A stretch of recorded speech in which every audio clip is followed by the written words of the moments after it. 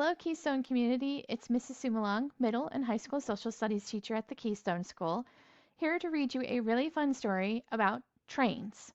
Have you ever taken a train trip before? Where did you go on your train trip? I've taken many train trips, including subway trips to some really big cities like Paris, London, and New York City. But my absolute favorite train trip was when my husband's son and I took a train from Minneapolis, Minnesota, all the way out to Glacier National Park in Montana. We got to sleep in the train overnight in a special sleeping car, and we got to walk through the train to the dining car to have breakfast. It was a really fun trip. I hope you will enjoy this story about Thomas and his friends being very busy engines. Our story today is called Thomas and Friends, Busy Engines. It was a special day on Sodor. The railway inspector was coming to inspect Sir Topham Hatt's railway.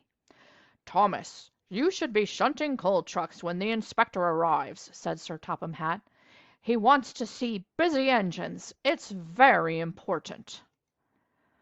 Thomas went to find some of his engine friends. He wanted to ask them to help shunt trucks. He puffed to Marin Station. Percy was there, waiting for the mail. "Hello, Percy," peeped Thomas. "Will you come and shunt coal trucks with me? The inspector is arriving soon, and he wants to see busy engines."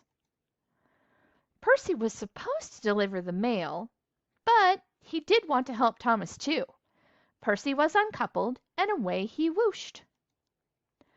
And where did the inspector go first? To Marin Station. When the inspector arrived to check on things, Percy wasn't there.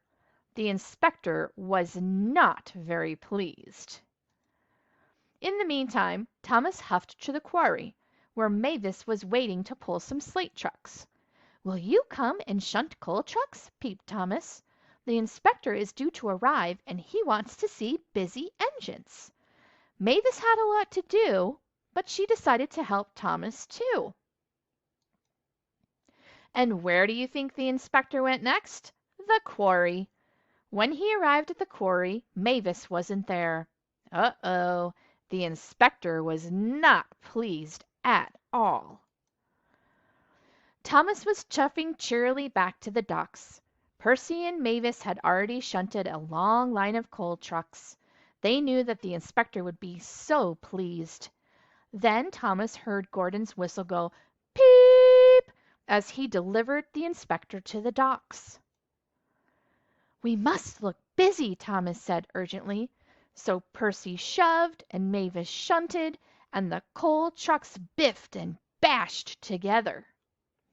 And then, oh no! Coal dust flew down Gordon's funnel. It made him sputter and splutter and cough. The dust flew back out of his funnel and landed everywhere. Sir Topham Hatt was very cross. "What's going on?" he shouted. "Thomas, what have you been up to? The inspector is not pleased at all." Poor Thomas! He felt terrible. Thomas knew he had to make things right. He heaved and hauled Gordon to the steamworks for repair.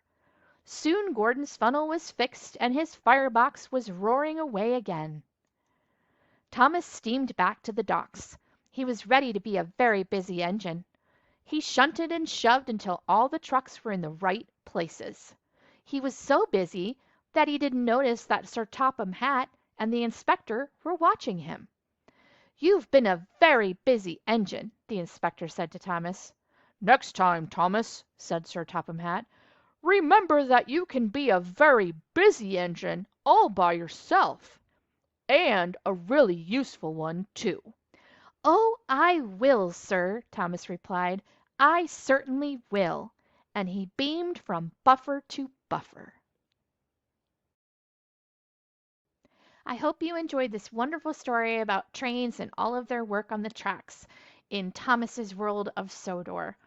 If you take any train trips this summer, I hope you'll take some pictures and share them with your teachers so that we can see your wonderful adventures. Good night, Keystone.